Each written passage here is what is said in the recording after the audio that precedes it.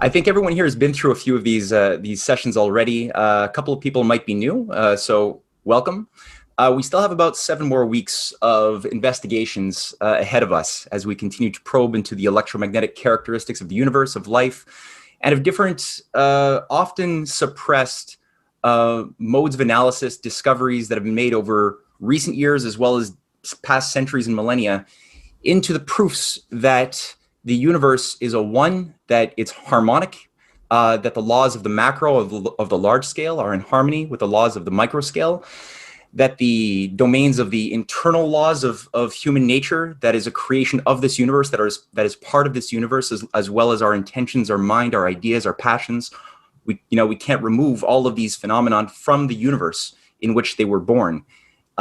So there's been a very fruitful current of thought going back a very long time, as we've been investigating in the last courses and will continue to, which don't recognize a dichotomy between the objective and the subjective in an absolute sense.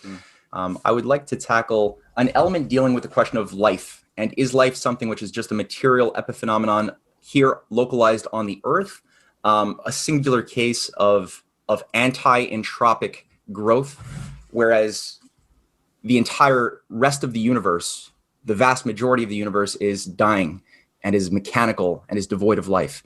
Maybe just these cold rules. Is that the case, or is life something more than just its material manifestations? Could it be said that, as a principle, life exists as a universal phenomenon, saturating every part of the universe, but expressing itself in different ways depending on where you are?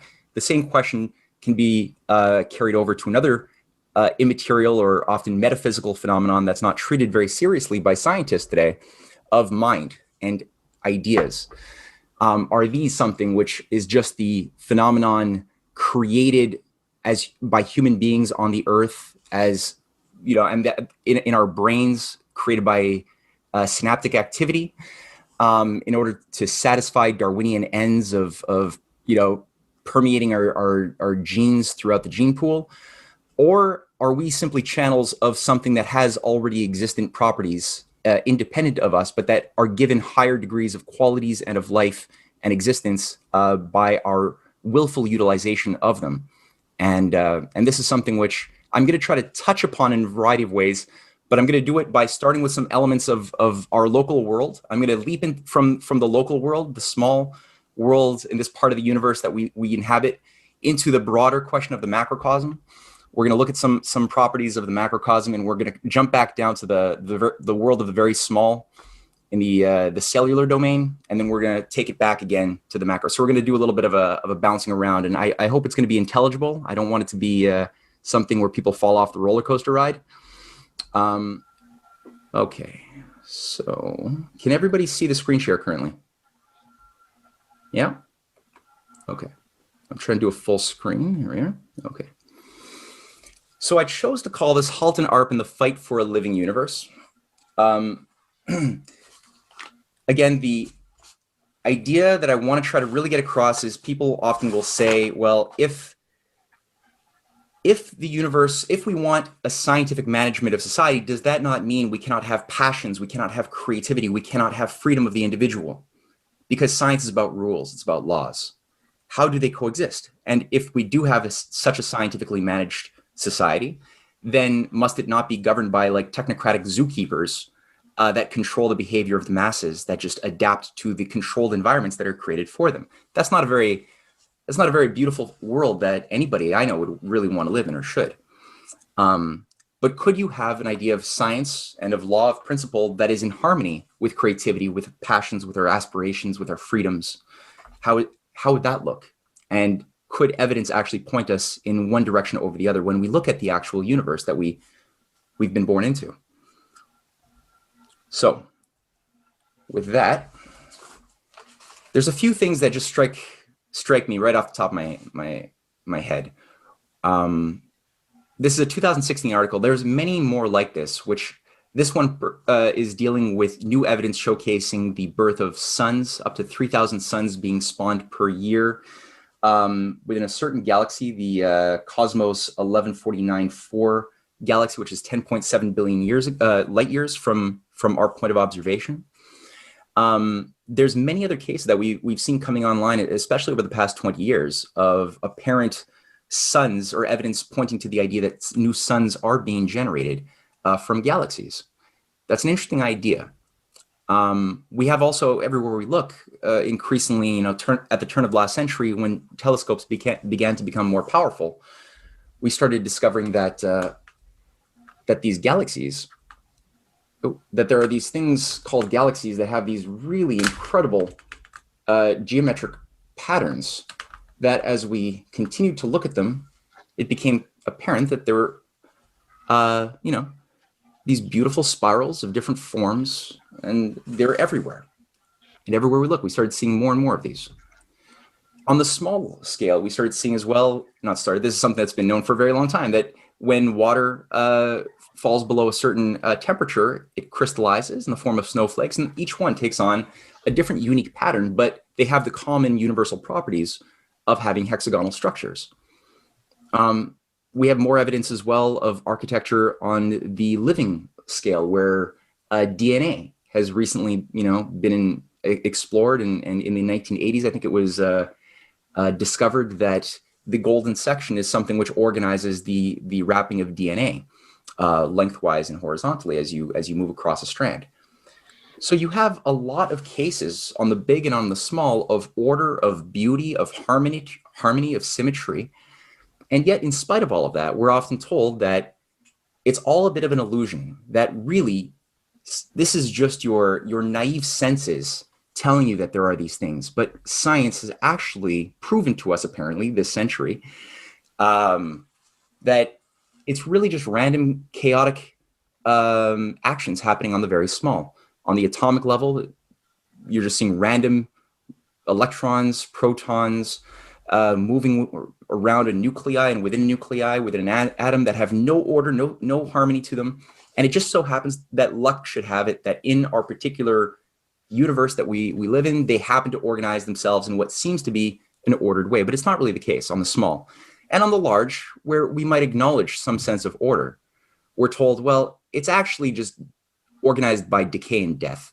So these galaxies that seem beautiful, beauty is just an artifact of the human experience. It has no real existence, and ultimately they're organized by a process of death. And a recent National Geographic magazine had an article by a fellow in there, a pretty well-known science popular writer, who just said it, I think, pretty straightforwardly. In August 2020, Dan Falk writes, physicists believe that countless billions of years from now, after all the stars have burned out, the universe will be a cold, dark expanse where nothing of interest happens, or even could happen. As space itself expands and matter is stretched thin, less and less energy is available. Over the eons, the universe simply runs down in a scenario known as heat death. This is just, a completely absurd thing to say, just off the top. The fact that this is something which is not a fringe opinion, but is generally the expression of the consensus view in science today, should disturb us all. The most dangerous thing, I think, amongst scientists currently that's preventing a lot of new powerful discoveries from happening, as well as discoveries in political economy from being implemented, deals with a hubris, a sense of self, over-importance of the sense of one's own ideas that do not merit that value. And when you hear people, a lot of the modern scientists, and building up to this little lecture, I got to listen to many hours of Stephen Hawking and of Neil deGrasse Tyson, the popularized science popularizer, and Carl Sagan and many others talking about what we know of the universe. And this is essentially what these modern cosmologists, for the most part, will say is the universe. All of space and time, or space, physical space, which is matter and space as we know it, they say we have it all figured out. The whole universe is organized by mostly dark energy, which is 68.3%. They actually have the decimal level. Then dark matter takes up the additional 26.8% of it, while ordinary matter, and don't even get it how they want to define ordinary matter, but that's only about 4.9%. So they actually go into the decimals They're that certain of everything. And beyond that, there's nothing else but that. That's what we have. And that's what we have to work with.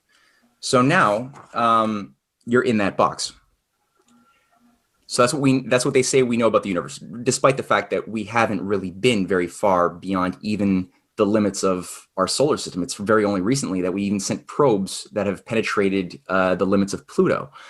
And interestingly enough, the information that we've been getting back from the Voyager 1 and 2 probes after they've passed the Oort cloud into interstellar space has already, just by that little information, overthrown the standard rules of modern acceptable mathematical physics that we've been going by and that these people follow. Since, for example, the idea is that as far as the Voyager, as the spacecraft moves further away from a causal nexus of gravity, the sun, it should be going slower and slower. The effect of the pull should be, it should be basically, going slower, and it's just drifting. But in fact, what we found is a massive spike of speed, up to, I think, 4 times faster than should be the case, according to the ordinary laws of physics.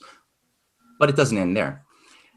This is just physical space, but also when modern physicists talk about time, another aspect of the consensus, and Cynthia went through this really wonderfully in her first lecture on Leibniz versus Clarke, and the problems in thinking about science today that were even being dealt with by Leibniz's battles with the Newtonian school 300 years ago. But time itself is assumed to be pretty much all well known, and all we have to do at this point is just fill in the gaps. But it's all figured out, and this is really what it looks like. With 13.7 billion years ago, a Big Bang happened.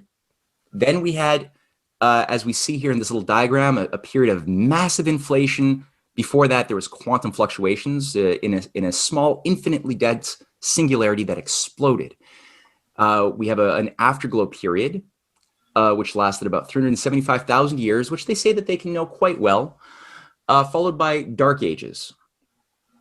The Dark Age period, they say, that's where you get a little bit of fake humility, where many of the physicists will say, oh, but that's the period where we don't really know too much what happened. We know that in the first little microseconds, which can be traced back to, I think it's something like 10 to negative 36 seconds, that they say we can know that for relative certainty. The beginning up to 10 to the power of negative 36 seconds. That we know for pretty sure we know everything about that. And that's the period where you have the creation of all of the fundamental states of matter, the 4 fundamental forces that were assumed that must exist, and weak and strong nuclear forces, electromagnetism and gravity were all created in those moments. And then there's some weird stuff that happened in this Dark Age period, and then we have the modern universe that we currently live in that began to grow. And this expansion has been going on now for quite some time. Keep in mind, there's a few paradoxes here. For anybody thinking, this model already has you presume that that we must accept the existence of a moment in time before which there was no time, no nothing. And outside of which, right, there's a certain idea of a limitation, a boundedness, a closedness to the whole universe, outside of which, as we see, there is nothing. And that's something, again, which is a bit of an ontological paradox. How could something come from nothing? How could nothing contain something, an infinite expanse of nothingness? These are philosophical questions that are brushed off as philosophical and not scientific. So you're not going to hear too much treatment of them these days. But we're told that it's not like you have to believe this exactly. You're given some freedom, obviously. If you're a student studying physics, you don't necessarily have to assume that this is true. You're given, like I said, a little bit of freedom, and you're allowed to choose one of these 4 primary accepted theories of how the universe began and ended. Obviously, the beginning is indisputable. We know that it started exactly 13.7 billion years ago. That debate is over. Don't even go there. For those who haven't figured it out, we're going to go there in this discussion. But they will say the end of the universe, the future, that's open for discussion, and you can fit your mathematical models as you see fit into whichever one of these 4 you'd like. And one that has some popularity is there on the left, which is the big crunch model. The idea that, yes, we're expanding now, but we're going to stop expanding at some moment, and then we're going to have the forces contract onto a point of singularity, at which point maybe nothing happens, it's all dead, Or maybe we're going to have like a bouncing ball and another universe will be created from that singularity that will maybe have a little bit less energy in it. That'll be, because any bouncing ball has a little bit less energy with every single bounce. So that's pretty much the extrapolation of the mechanical laws of basketball onto the universe, constantly collapsing onto itself, bouncing back and collapsing again, which ultimately still has the problem of an endpoint where the ball stops bouncing. And so heat death, just in a roundabout way. The other two in the middle are less popular but acceptable, both featuring different rates of growth of the universe, of expansion, but expansion at a very linear rate. While the third one, which is a little bit more in vogue right now, has the accelerating universe. And this is where, if you really want to get a sense of dark energy, because what is dark energy and what is dark matter? You have to have a sense, a little bit of like, what are the people coming up with these terms trying to answer? What are they trying to explain away such that they had to create these things? Because it's acknowledged that dark energy and dark matter were not discovered. These are creations that we human beings created to fit into our models to account for observations that we simply had from telescopes, and different types of telescopes, all the way from gamma receptors to radio frequency receiving telescopes. There's a variety.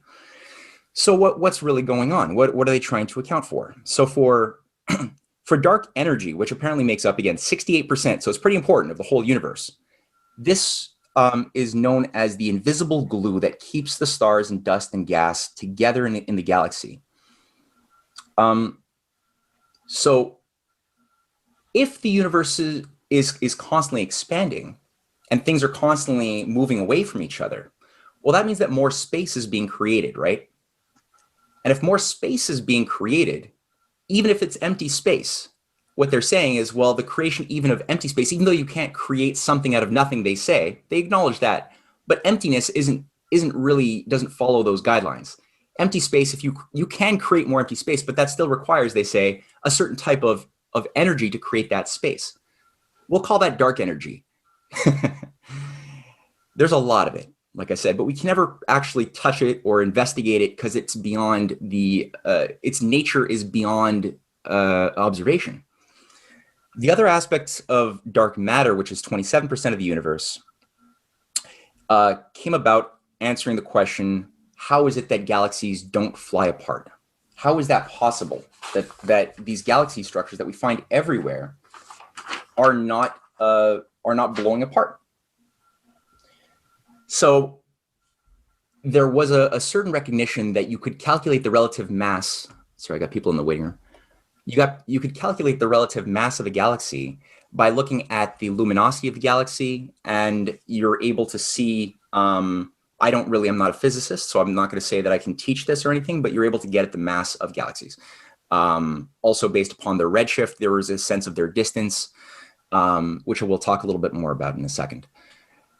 Now, the problem that came up in the 1930s and even a bit earlier was that the necessary mass to keep the galaxies together as we would see them and cohere was about 4 times greater than the calculated mass of the galaxies that they were calculating according to their luminosity and their rate of motion. So they basically said, well, there must be some other form of matter gluing the galaxies together that could account for why we see galaxies and they're not blown apart. Let's call it dark matter. And we'll assume that, again, it's 27% of the universe. There has to be a lot of it to patch up all of the galaxies and glue them all together properly. Another aspect is, why don't galaxies fall into each other? Galaxies have a huge amount of gravitational pull. So there's so many we'll look at some of them, but there's so many galaxies. Why don't they collapse onto themselves? To understand another way of looking at this, you could think about the Earth and other planets moving around our sun. Right? And people might ask, well, why is it that the Earth doesn't fly out of our orbit, our elliptical orbit, into interstellar space? Why does it stay on its elliptical orbit as well as other planets? And you could say, well, it's gravity. It's like, okay, well then why doesn't gravity just pull in the planets in? If the gravity is so strong, why doesn't it pull the planets into the sun? Why don't all planets fall into the sun? You could say, well, it's obviously the angular motion of the planets. You have a velocity, you have a momentum of the planets that's able to override the pull of the gravity and thus keep them from falling in. Now, I was reading an issue of Scientific American not that long ago that had the question, why are the planets where they are? Now, anybody who's read Kepler, a scientist from over 400 years ago, they know that Kepler discovered the elliptical nature of the planets around the sun by looking at the harmonic frequencies of each orbit at its fastest and its slowest point on the orbit, its closest and furthest distance. He was able to discover a harmonic musical property. Also, he had a certain geometric understanding of harmony that was a much higher understanding of harmony than had ever been recognized up until that moment. And that was known as his third harmonic law. So Kepler demonstrated that they are where they are because there is a harmony cohering everything together, and he demonstrated it and developed 3 laws. So you can't really just brush that off very easily. However, in this issue of Scientific American, they did just that, and they actually had the gall to say, they talked in about 60 pages about the formation of the solar system, and not once did they bring up Kepler's name. And they even said that in many cases that there is no reason for the planet's orbits to be where they are other than some other place. It's all just luck. So that's just already a very fishy sign that there are political agendas behind the practice of science and what we choose to look at, or what we're told we're allowed to look at. I didn't mention this earlier as well, but another aspect of this is that we're also told that we can calculate that the entire universe's expanse, its diameter, is exactly 92 billion light years across, which is, again, a little bit of a paradox for those who believe that it's 13.7 billion years old. And I'll let you think about why that might be a problematic idea, even though you might find certain statistical physicists who have come up with explanations to get around that paradox. So that's all to say, okay, so we've got an idea. I just want to get across an idea of dark matter, dark energy, because we're told this by people who have authority as an absolute assumption that these have existences. We're told that there is a Big Bang that has absolute existence, that before that there was nothing. After the universe dies, there's essentially, we're being organized by a teleological direction of death, a heat death of some sort. And outside of this universe, we're told there's really just nothing. So all of these things, I just want to clarify. Also, black holes come into this mix too as a center of, I mean, these are things that were, again, just like dark matter, created to account for why galaxies don't fall apart. And sure, there does seem to be phenomenon that impinges upon the motion, that affects the flow of light in galactic space. Yes. Does that mean that we're dealing with these infinitely small singularities in the center of every galaxy that we have to assume exists, which is just pulling in everything around it into an event horizon where the laws of macrophysics break down at this point of a very small Planck constant? Is this something we have to assume? I would say no. I'd say when you look at where they come from and what they're trying to account for and what they're ignoring, you don't really have to. And this brings up another point on the sickness in thinking in modern science. We have here from the NASA website, science.nasa.gov, one of the lead scientists wrote an article where he said something, I think, very indicative of the folly, where he said the thing that is needed to decide between dark energy possibilities, whether it's a property of space, a dynamic new fluid, or a new theory of gravity, is more data, better data. This is really not healthy. As if it's just the quantity of data that is causing us to be confused. If we just had more of it, at some point we would reach a bifurcation point where a eureka would come to us, and we discover what are these properties of dark energy and dark matter and other things. So is it really just data, or is it how we're choosing to value the universe, ourselves, our minds, and what we're choosing to look at for data, and how we're choosing to assume and interpret our data? Well, 1 second, just got a problem here with my...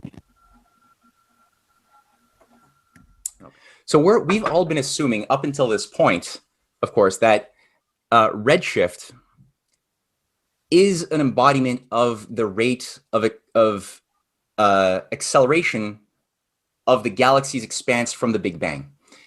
How do we think about this? Well, I think everybody here probably has some familiarity with the Doppler effect. The Doppler effect is something we're told about even in school. We hear it when we hear cars coming towards us and then driving away from us, and how there's a certain growth, an expansion of sound that amplifies to the point that it gets to our ear. And then as the car drives away, the sound obviously decreases in a certain proportion.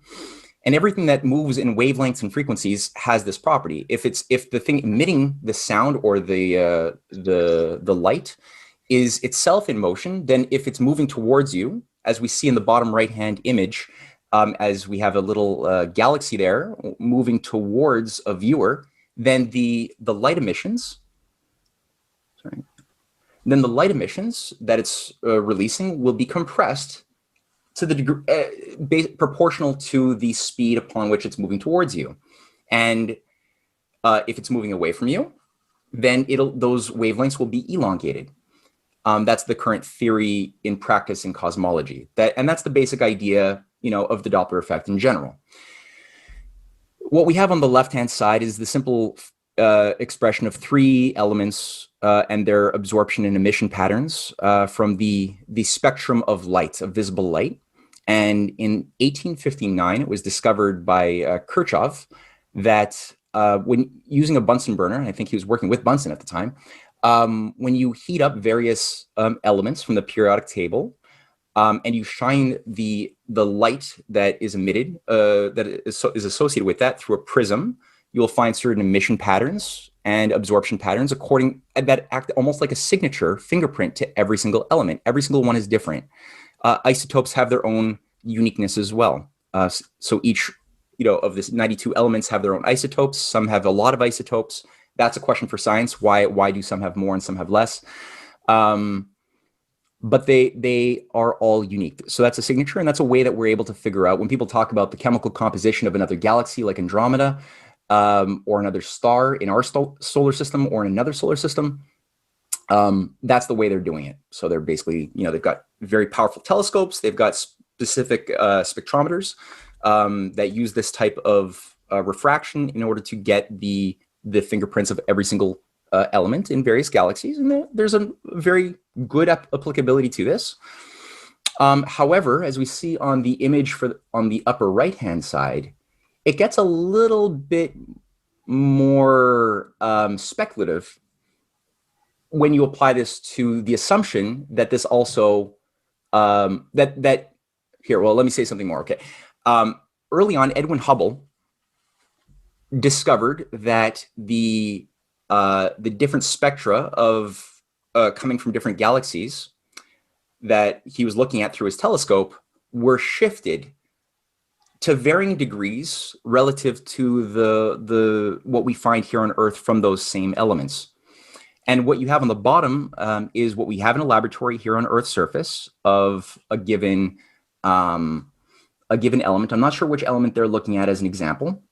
Maybe John knows, but it's a given example of an element and its absorption patterns. Now, what he found is that here, well, this is just 4 different examples of different stars or galaxies whose signature emissions are being shifted a little bit more towards the red. And, light, we know, has a nearly octaval, like it's almost like an octave of a little less than 400 nanometers, representing ultraviolet light, and 700 nanometers representing red light, after which you go into the non-visible spectrum of infrared and ultraviolet. But that's about the bandwidth of visible light that we have to work with. So basically, it was presumed that the rate of the shifting was a sign of the Doppler effect, that other galaxies, depending if they're moving, if the redshift is very, very far to the right, as we see on the top, they're both moving very, very fast as well as being very, very far. And that's one of the aspects of Hubble's constant, that everything that is as fast as something moves, it means it's also the farthest. So based on these assumptions, they were able to start charting out how how far everything was and was moving away at relative speeds from some point. That point is what they did a linear extrapolation to say, okay, it was 13.7 billion years ago mathematically, according to this assumption. However, what if this assumption is not actually true? Right? What if, and sure enough, if you're looking at some stars in our galaxy, in our Milky Way galaxy, one might say, okay, maybe it's fair to say that some of the stars are emitting are blue shifting and some are red shifting based upon whether they're moving away or towards us, based upon their, that type of property. But to say that's happening for every single case of other galaxies outside of our galaxy is a bit of a leap. Nobody ever proved that that was the case. And in fact, even Hubble himself, despite the fact that he came up with Hubble's constant, even said, don't assume that this is a sign that the universe is expanding from some infinitely small point. He didn't even stand by that himself, even though his name is sort of used, I'd say, quite a bit in vain. But what do we find? So let's look at what we actually do know. A video of Andromeda crashing into the Milky Way. Because one of the implications of this is that most of the galaxies are redshifted, meaning we assume that they're moving away from us. But for the few that are blue shifted, including the closest one in our galactic cluster, Andromeda, that one is blue shifted, meaning it must be moving towards us. And we have a video, which is really well done, of a graphic of what exactly this is going to look like. And I think it's like 4.5 trillion years, or is it billion years? I think it's trillion, of the crash of the two galaxies and ultimately the destruction of everything, which definitely opens up the door to a lot of nihilism and existentialism, because what's it all worth and what's it all about morally if ultimately, we're going to crash into Andromeda and all be destroyed, or if the universe is ultimately going to be destroyed on an even broader scale. So just looking out into the Milky Way, what we find is that as we zoom into it, there are a lot of galaxies. There's just, it's incredible to think how much is going on, that every time we get into a smaller place of the galaxy, of a certain part of the celestial sphere, we just see more galaxies. And this is just, some of the stuff here is within our own Milky Way, and some, as we zoomed in, we discovered were themselves galaxies. This is there's something like the Milky Way itself, they say, is approximately, I don't know how right this is, but they say it's 13.5 billion years across, or 52 light years across, which is pretty big. And they say that there's approximately 100 to 400 billion stars in our own Milky Way galaxy, many of which containing planets, right? I mean, that's just a humbling quantity. I'm not too sure exactly how many galaxies are presumed exist, but it's in the trillions. I think tens of trillions of galaxies are currently assumed, but it's tough to say because every time you get at, every time you try to look at a place that has nothing to it, like this is a small, famous little square of, I think it represents something like 1 inch or 1 or 2 inches, like putting your finger to the sky and looking at a portion of your finger. There was a certain very inactive black portion of the sky that everyone presumed for forever was completely inactive, had nothing going on for it. And then they focused with a deep focus, the Hubble telescope, over a long exposure time. And sure enough, came up with this incredible picture showcasing that as far as you go, there's just more interesting activity. And just like the snowflakes, there's something unique about every galactic structure. There's something also somewhat invariant that occurs throughout them as well. So we just, we know that there's just like a zoologist looking at animals in the biosphere. We know that there's certain types that tend to come up quite a bit. Here's just a few that are the more common galaxy formations that we find of barred spiral galaxies: spiral, irregular, elliptical, lenticular, and peculiar. It's a strange name. But there's many others. We're going to look at a few others. There's also the question of where do they come from? According to the modern mathematical physicists who believe in the Big Bang cosmology, there is a tendency to assume that it's all random, that you can't say that there's going to be a preference for anything to be in where it is rather than some other place. Just like those same physicists would say that there's no reason for the planetary orbits to be where they are rather than some other place. We're going to see that there's some problems there as well.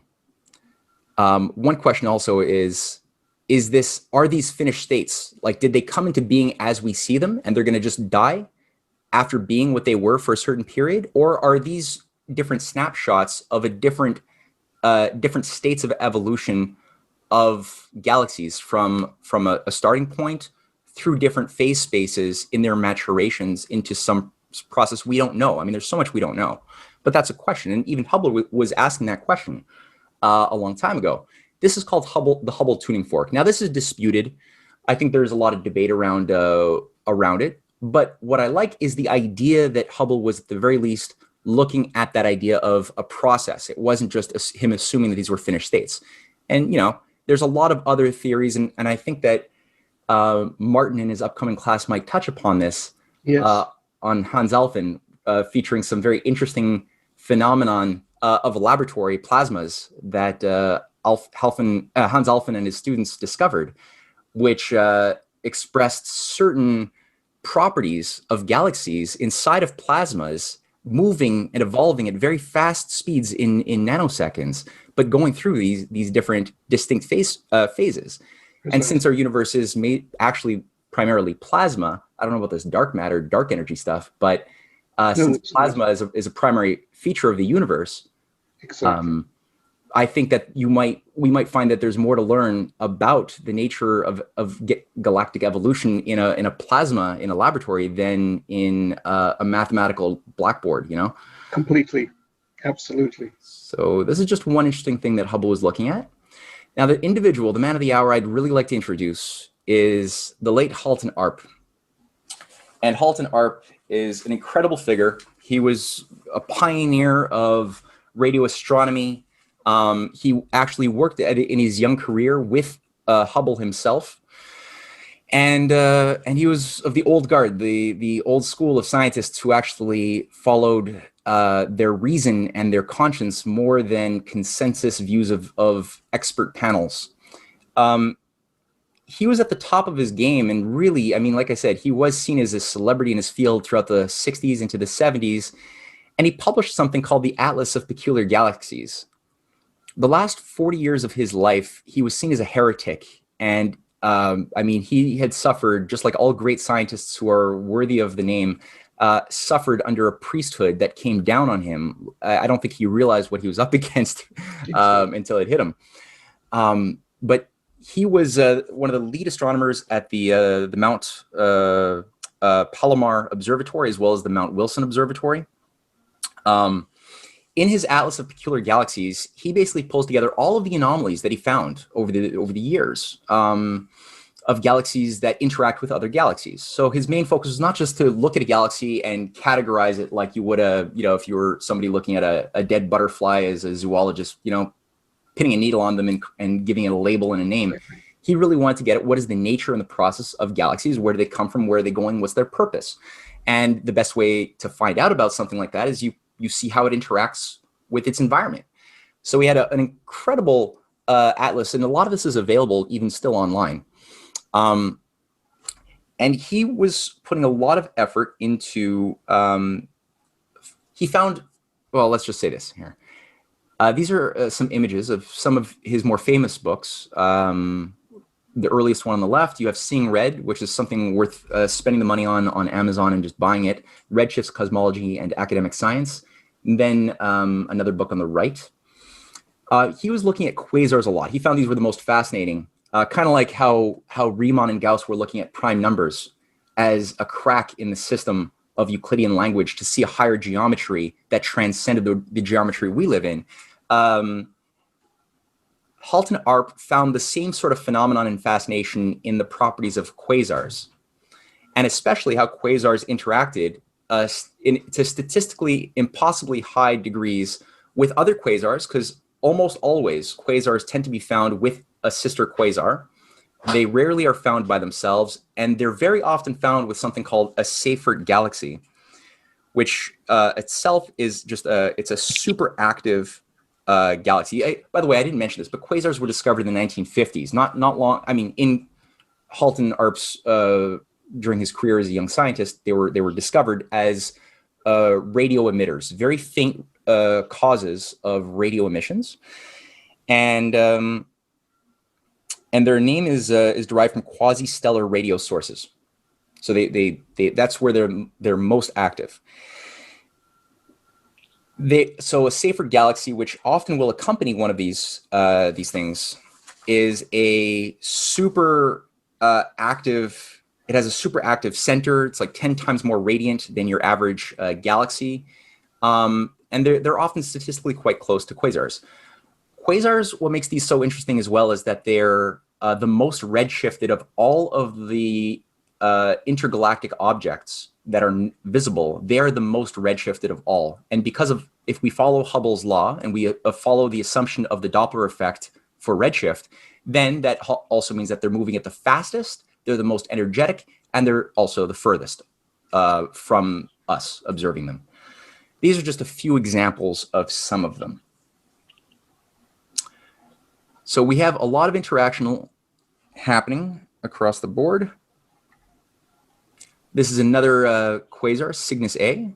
We also, and we find that even though these things are often separated by wide expanses, they have filamentary structures often connecting them.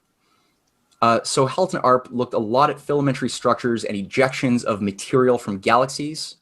This is not a quasar, this is a galaxy. And just to show, this is a composite of several filters of different wavelengths onto one image. Just showcasing that inside of it, despite the fact that you have this dense singularity black hole, despite that idea, you have in many galaxies these ejections that are often intersecting with other sister galaxies in their vicinity. Here's another image here. Oh, by the way, I didn't mention this. There's a 2005 study that I think Halton Arp, I don't know, I'd like to think he must have known about it, from the University of Belgium, which demonstrated that when you have two adjacent quasars, you have similar polarization vectors. So normally light will be distributed from a light source like a candle in a spherical wave pattern all around the candle. You'll have the same diminishment of light intensity as you move away from the candle in all directions. When polarized light, it's one plane is being emitted, not an infinite amount. There's a certain like choice of a plane. And he found that for quasars with similar redshifts that were near each other, they had similar polarizations. And additionally, what this researcher, Damien Houtsenmaker, in Belgium discovered is that as you increase the redshift every 3.26 billion light years, according to his standard, but as the light shift increases, you have a rotation of 30 degrees of that polarized light. So that already overthrows the idea of a random distribution of quasars that don't have any reason to be where they are rather than some other place, because you have, this organizing principle, which is provable. And he found this with thousands of cases of quasars that were being looked at. Another case that I found was interesting was the ARP 105 galaxy, otherwise known as NGC 3561. So in one visible light filter, you definitely see a filamentary structure in Ursa Major, but and you see it even more clearly in the infrared. No, not infrared. This is X-ray spectrum. So there's definitely a trace. This is another visible light spectrum in the in a barred spiral galaxy in Draco. I forget the name of it. Oh, well, it's NGC 4319, and it has a little sister galaxy there of Markarian 205. Now, it's not obvious with the visible light spectrum, but you can see when you go to the X-ray spectrum that there is a filamentary structure connecting the small quasar, and Markarian is a quasar to this other galaxy. Now, why is this so interesting? And this gets at why Halton Arp was seen as heretical, why he was attacked. Because in his investigation of peculiar galaxies, he found that in many cases, these filamentary structures connecting two galaxies, or quasar and a galaxy, or quasar and another quasar, have very different redshifts. So different, in fact, that they must be, if you were using that Doppler assumption, thousands or millions of light years separated. And it is absolutely impossible that something millions of light years or thousands of light years separated from another source could have a material filamentary structure connecting them. Now, he didn't discover this in just this one place of NGC 4319. He discovered this in hundreds of places. If you zero in a little bit more into Markarian, what you find, this is just Markarian, right? This is the small quasar there on the upper right-hand side. What you find are that there are three other quasars whose redshifts are, and they denote this as 0.63, 1.26, and 0.46, massively different from each other, but they're all connected together in X-ray form, and that's very clearly visible. This is one of the most extraordinary pieces of data. This is a Seyfert galaxy known as the NGC 7603 that Halton Arp was looking at. Now, this is the visible light spectrum. It's one galaxy and its sister galaxy.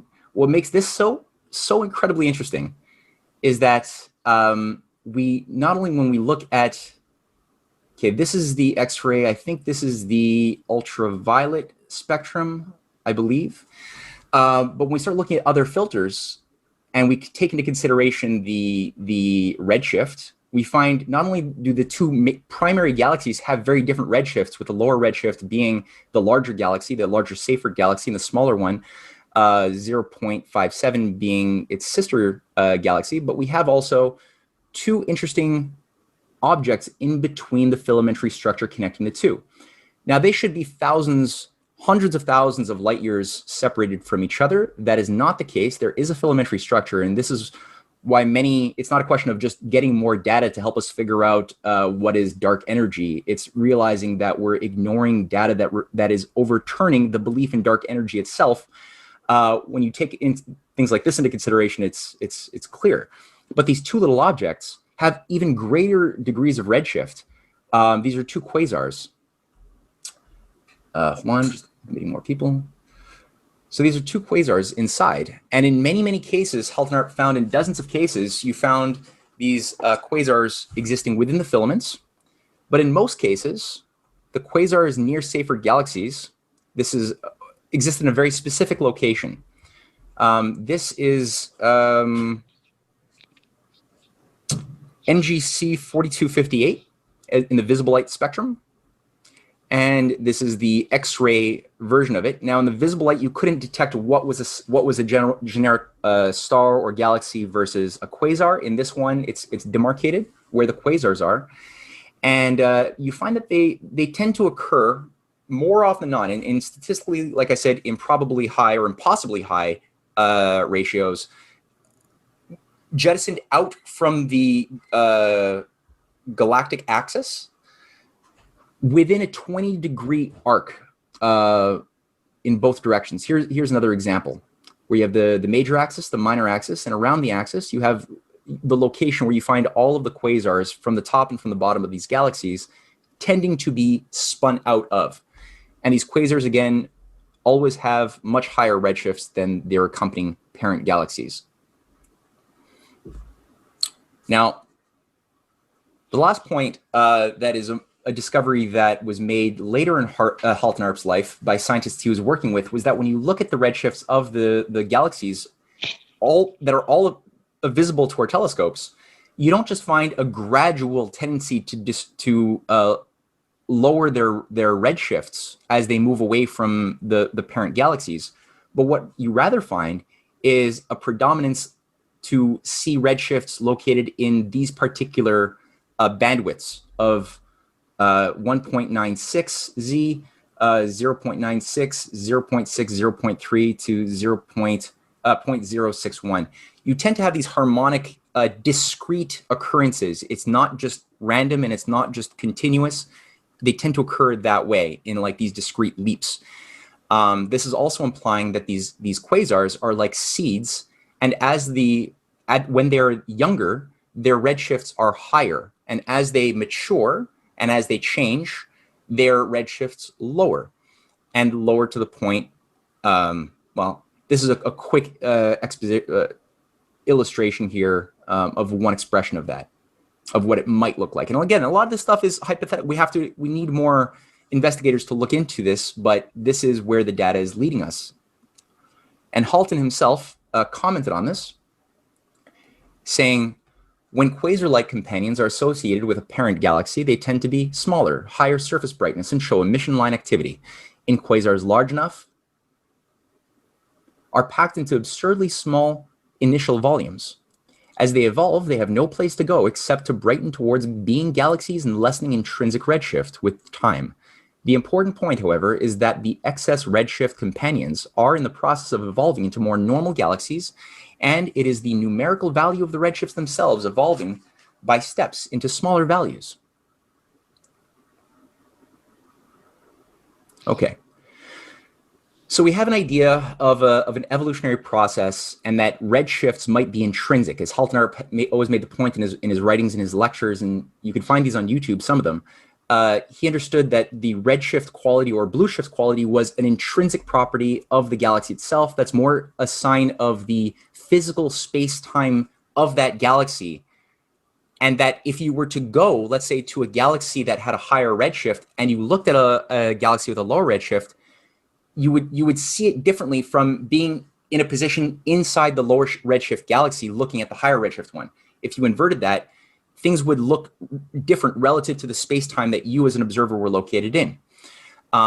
In this mindset, there are certain implications for the Andromeda-Milky Way relationship as well, the blue-shifted Andromeda, which may not be moving towards us, and how we standing in Andromeda might see the Milky Way.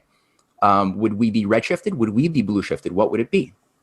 And does that mean we're maybe not actually going to crash into each other and destroy all life as we know it? What a thought. So here I want to leap back into the 1880s once more. So we just took a pretty big voyage. For the next half hour, I want to just look through a little bit of something different but the same. So just as our discoveries of galactic formations was really beginning to take form, we also had scientists in the 1880s, 1890s really looking heavily at embryology. The reason why there was so much interest in embryology was it was the clearest domain where we could investigate directionality in life. And many scientists were not satisfied with the idea of like a chaotic random mutation process in life that accounted for evolutionary processes. That is what the Darwinians were telling us. The two figures I would like to look at today embodied two opposing schools. One was the vitalist school of Hans Driesch, and the other one was the school of, what's his name? Wilhelm Roux. So the mechanic school of Wilhelm Roux and Driesch both were saying, okay, there's obviously a directionality from a simple single-celled process of potential in every single life, and we see an interesting directed process of evolution, in a sense, in a condensed way towards a fully formed organism. And along the way, we have this interesting complexity of billions, if not trillions, of cells coming into being and differentiating at certain moments. Cells choose what they're going to be. At an early stage, you know, a liver cell could be a brain cell. It's underdefined, but there's a division of labor over time at specific stages of the cell's development. What is it that organizes this effect? We're going to tie this back into Halton Arp's work, I promise. It's not two separate things. So the vitalist school was of the view that the information of the whole is contained in the part, and the whole is more than the sum of the parts. Personally, I find that that's more philosophically coherent with my views, but there are still problems with Hans Driesch's approach. He was of the view that, okay, at any moment, all of the information is predetermined. Sort of like an entelechy, an Aristotelian entelechy idea was being revived in his world that would be predefining the behavior of the entire cell's destiny, all the way to becoming a maturely forming functional baby of whatever it is. The mechanic school of Wilhelm Roux was like, no, actually, it's more just the state before and after that we can know, but it's all variable at every moment. You really can't know. He did a test. So it appeared early on in the debate that Roux successfully won the day by taking an early formed frog embryo. And what he did at an early stage, it was like a zygote or something that had very few cell divisions at this point, and he burned half of them with a little hot needle. And what he found is that the other half of the living cells grew into half a frog. So what he said is, well, if the vitalists were right, then that should have grown into a whole frog, that the whole frog's destiny should have been contained in every single cell. So I'm right. And it seemed like he won until Hans Driesch came up with a good counter response, which is he said, okay, no, you've screwed things up too much by burning the cell. What he did is he took a baby hair and he cut the cells of a zygote frog embryo early on. And by cutting it with a baby hair, not damaging the individual cells, he then found that they grew into ultimately 2 whole frogs. And he said, aha, take that. Now, there's still an ambiguity. The full problem of how this is all occurring, what are the mechanisms of growth, wasn't really resolved. Ultimately, Hans Driesch felt like he did everything he could do in science, and there was nothing left to discover. He thought he was like, it was over. His baby hair experiment proved it completely, and he basically retired from science and didn't do anything. But one of his students, Hans Spemann, continued the work, and what he did is he took it even further, and he waited till a much more advanced phase of the embryonic development, something like 84 or whatever cells had formed to the point that you could tell what was going to become the mouth and what was going to become the anus of a baby.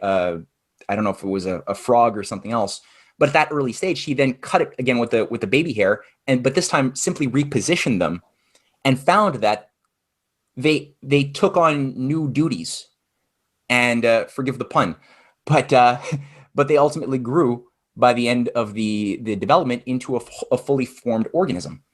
So that definitely put the points into the vitalist school, but there was neither extreme really had the rigor to go deeper, because no one was still answering the question, well, how are all of these cells communicating? You have these cells being born at incredible rates and then dying. And, in the course of your average day of a human life, you have something like 50 billion cells dying and another 50 billion or so replenishing, being born all the time in our bodies. This is going on inside of embryos as well. So how is this communication happening such that the brain cells could know what the gut cells are doing, that they're choosing to then take on new functions and forms? What's that mechanism? And that wasn't being answered. And there was a big lull for a long time. Oh, these are the 2 guys. This is Hans Driesch and Wilhelm Roux, and a few of the early cells that they were working with.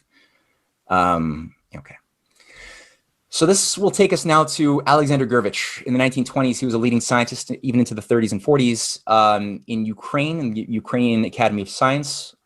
He was a friend and colleague of Vladimir Vernadsky, the biogeochemist. And Gurevich was looking at life in a slightly different way. So he was asking the same question of communication of cells. How does it occur? What he did is he pointed 2 onion roots together. And there's a famous experiment he set up. Even though we couldn't detect, we had no instrumentation sensitive enough in those days to detect any light emissions being caused by cells, he assumed that there must be something approximating the speed of light that would account for the distribution of information in an organism as it evolves in an embryo, but also into life. So the elegant experiment that he created involved setting up an apparatus with 1 onion root, and onion roots grow very, very fast, so you don't have to wait forever to see the results. And he had 1 root pointed downwards, the Z, and they both were designed to connect at W, where the onion Z1 versus Z2, which is pointed downwards. Z1 was set up to grow horizontally towards the already existing onion root at W. And what he found is that as the onion root got closer and closer to the second onion root, when the stem started getting close to it, there was a 30% increase of cell growth in the older root that was pointed downwards, the Z2 root at W. What would account for that? Why would there be a 30% increase of cell growth in the vertical root when it was close to the root?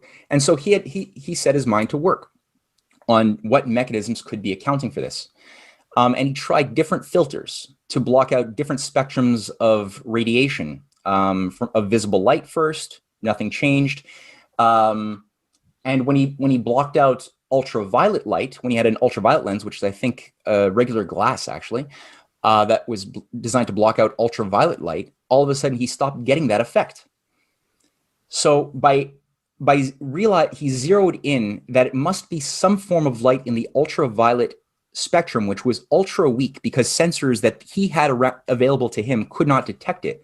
It must be what is being created by the new cells mitosising inside of the onion root that was inducing an effect on its neighbor that it wasn't physically connected to. And that just created a scandal. Just in many ways, like Halton Arp's work created a scandal, so too did this. And Jonathan Tenenbaum, I had found actually a piece of work that he had done from the 90s, where he had worked with a scientist who I'm going to introduce a little bit. And they visited the offices of a very old scientist named A. Holiander. At the time, Holiander was assigned he was a Rockefeller-funded scientist assigned from the US to go and do repeatable experiments of the Gurvich root experiment and bungled them intentionally to produce negative results.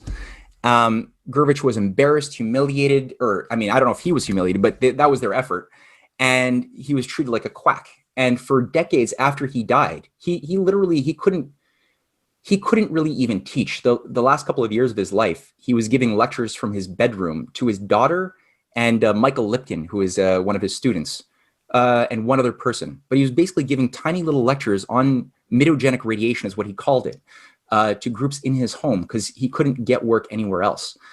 And after he died, again, it was many years before his work was picked up again by other scientists. There's many more other aspects of his work as well, which I'm not going to go into here, but he had developed, much like Vernadsky, developed a nested phase space of biotic, abiotic, and noetic processes in the cosmos. Gurvich developed a nested phase space of different types of metagenetic fields, from the large-scale organismic to the cellular to the microcellular levels. There's a huge body of work that's just incredible from what I've looked at. And again, I'm not a scientist, so I can't access the understanding of a lot of the more in-depth papers, but from what I've seen conceptually, it's incredible. There's another figure actually. No, I'll just say this right now. I don't have a slide on him, but there's a Russian scientist named Berkolov, who in the 1970s rediscovered Gurvich's work. And Gurvich's work went through a bit of a renaissance in the early 70s. Today, it's again suppressed and not very well known. But Berkolov took this to a new level. And by this time, they had equipment that was refined enough to be able to detect and measure the different frequencies of ultraviolet light emissions. So they knew that now this existed. Unfortunately, Gurvich did not get to see this in his lifetime. But what he did, Berkolov, is he set up two batches of little baby fish embryos close to each other, and separated by only a little plane of glass that would emit ultraviolet light. What he found is that if the embryos of an older batch were within a certain bandwidth of age to a younger batch of fish eggs, and they were brought into proximity, that the ultraviolet light emissions would radiate upon the younger group, and the younger group would accelerate their development and at a significantly high speed, and hatch much more quickly. The caveat was that if the younger batch was younger below the certain bandwidth, the healthy bandwidth relative to the older group, then the light emissions being caused from both would interfere negatively, and the younger group would develop, would either die or develop mutations. So it just showed you that there was a certain healthy bandwidth of frequency to these ultra weak photon emissions. And the other person who I think is just outstanding, or there's two that I'd like to just touch upon, is Fritz Albert Popp, and Dr. Luc Montagnier. Fritz Albert Popp recently passed away, but he, again, just like Montagnier, made prestigious breakthroughs in virology. Fritz Popp also was at the head of the team that discovered the cancerogenous properties of cigarettes. So he was looking at two different molecules of benzpyrene. One is labeled 3,4 and the other one 1,2, both contained in nicotine. In coal tar, basically, it's found in coal tar and in cigarette smoke. They're both very similar, but they have slight differences, slightly different chiralities.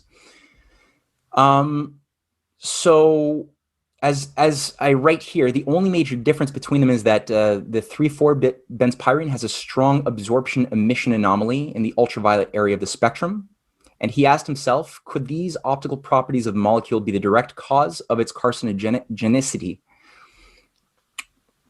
So is that it? And what he actually narrowed down, he discovered, is that yes, when you have the benzpyrene 3,4 in proximity to healthy cells, you have all of a sudden the inducement of cancerous cell growth, a maximization of the rate of growth of mitosis into very disharmonic proportions that cause cancer. Whereas the other benzpyrene, the 1,2, had no cancerous effects upon the cells that it was brought into proximity to.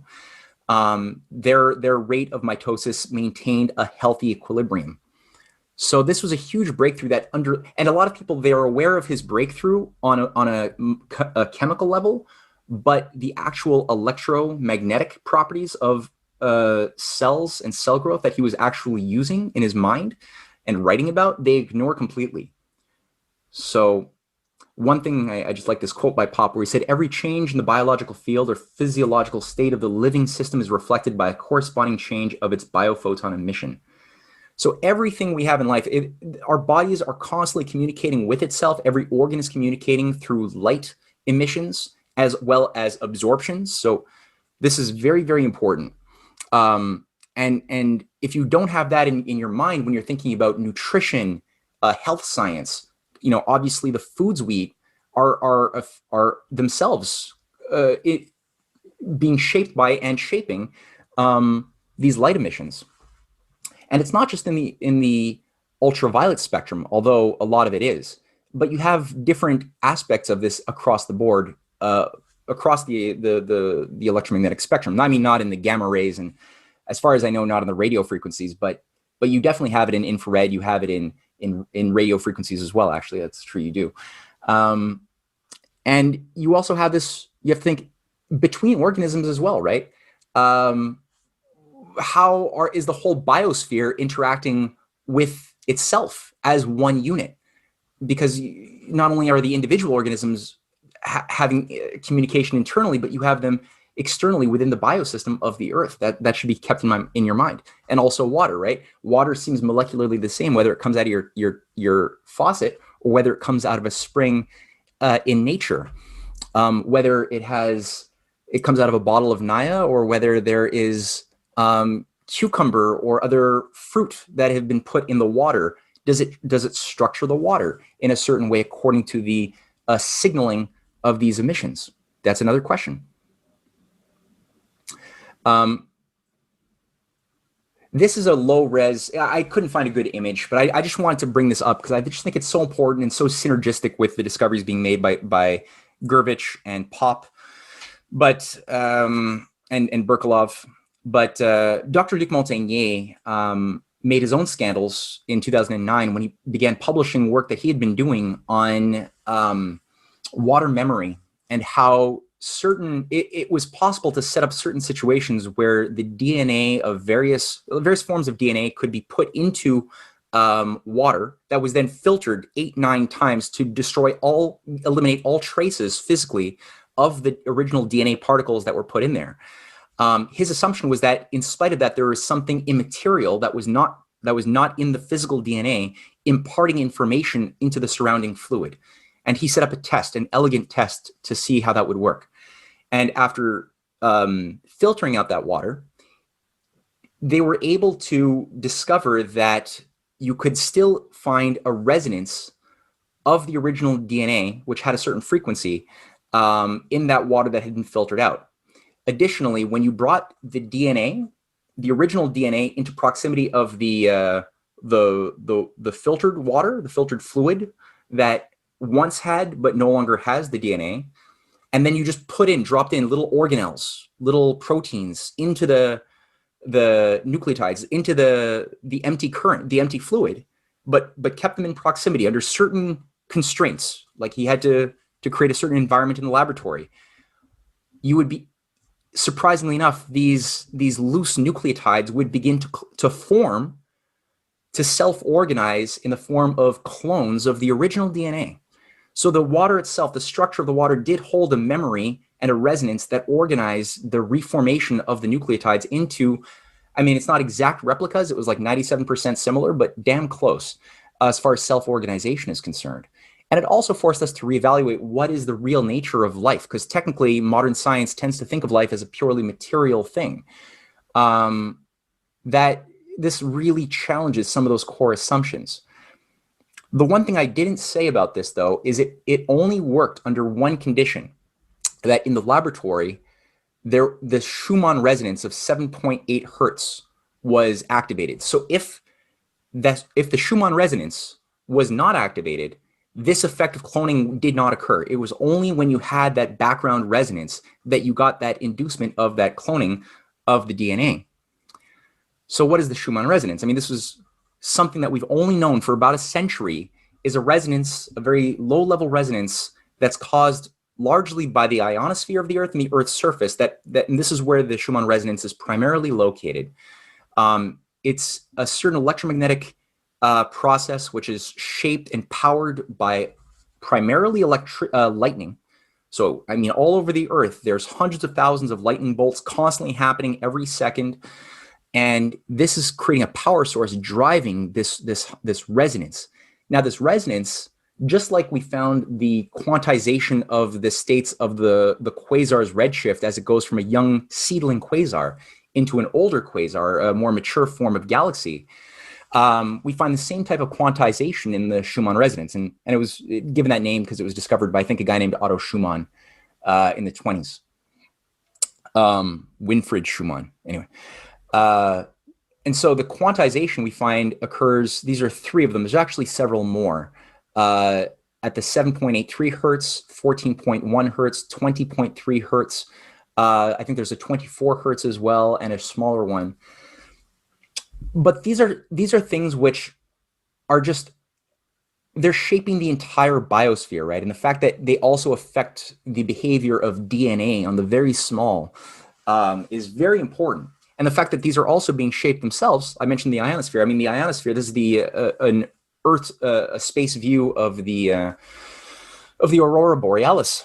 That's really the sign of what we see when we see the aurora borealis is simply cosmic radiation coming in from intergalactic space or interstellar space into the Earth and interacting with the plasma of the ionosphere. And the ionosphere plasma is very big.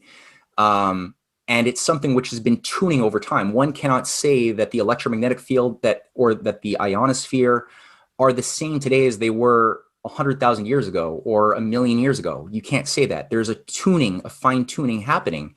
What we do know is that, as Vernadsky pointed out in much of his work, including especially his famous writing on the biosphere, that the existence of what we think of as a lot of abiotic processes, lithospheric, non-living processes like the ozone layer, is actually itself created by a slow accumulation of free oxygen emitted by life over time. And so you have here a self-reflective process where the overarching things like the ozone layer, which is itself interacting with the ionosphere, which is itself interacting with what we have here is a broader image. This is an artist rendition, obviously, but I like it, of the Sun-Earth relationship. But that's what you have there is a picture of the Van Allen belts discovered, last century, not even, I think, 60 years ago, as these nested fields that moderate the amount of dangerous, harmful cosmic radiation, different forms of gamma radiation, ultraviolet light that would normally do great damage to living processes on the Earth. These are being moderated by these different nested fields. Thank God. It would not be a place we'd want to walk around outside very much without sunscreen if it were not for these amazing fields that were largely shaped by life itself. Another question that one might ask is, well, when looking at what planets are more likely to contain life, one might also take into consideration the existence of free oxygen in the ozone layers, or even magnetic fields, perhaps. It seems like these are all being affected by living processes. So life as a geological force. So just keep in mind, this entire process of the Earth-Sun relationship that's driving so much of the processes on the Earth is itself part of a broader process. So just like the cells in our body are being organized by a deeper unity for a purpose, we find also that the suns within our own Milky Way solar system, and this, again, artist rendition, obviously, is a part of, what did I say before? Estimates are between 100 to 400 billion suns are located within our Milky Way. We presume that we are in the midpoint of one of the 4 primary arms, a small one, of this Milky Way. I'm not too sure how they calculate that. So don't ask me. If somebody like John or Martin knows, that's great. But one rotation, one galactic year of our solar system's voyage is about 220 million years. So to make one voyage around the galactic center is about 220 million. And these numbers are open for debate. I know the way that we do our aging and dating is open for debate. It's not a finished question, but we do definitely rotate around the center of this galaxy. And at some points, there's a team of scientists in Israel who did some interesting work looking at the different geological records. And it's been so long since I looked at their paper, but they've done videos too. I got to review it. But they basically pointed out that there's evidence that we're not just going through the plane of the Milky Way, but that we're bobbing 30 million years below and 30 million years above, or in some process of bobbing above and below. If we don't feel comfortable with the exact numbers, 30 million per se or something, we could still say that according to the geological records that he was working with, that there is a process where we're moving for a period below and a period above the plane of the Milky Way. And at one point, there's something more destructive happening, and another there is not. So there's something to do with the air when we're orienting towards the Virgo cluster, which is a cluster of galaxies, a supercluster. There's radiations happening that somehow, we don't know how, cause damage. On the other side, we seem to find more protection to some of these anti-life processes. This is one graph demonstrating in a very simplistic way some of the cyclical anomalies that we've been able to sort of pick up over years. Again, don't worry about the time frame, 60 million, 30 million year cycles. Just consider the idea of biodiversity. We have seen that in the fossil records. There is biodiversity spikes and decreases at different points. Systems of life seem to blossom with interconnectedness as a system. And we have these extinction periods where in the fossil records, they disappear. And then we have a new superseding set of living species in fauna and flora that come into being in processes we don't know yet why or how, and that themselves then come into being. And we found about 5 or I think it's 6 great extinction cycles since the Precambrian period. And again, the relative dating, I think, is less important than the existence of the phenomenon as a quality. We have other things like sedimentation rate, cosmic radiation influx, ice ages as well. We have evidence of various ice ages being moderated by these longer term cycles. In what way they react or are driven by, we don't know. But we're just looking at connections here, that's all.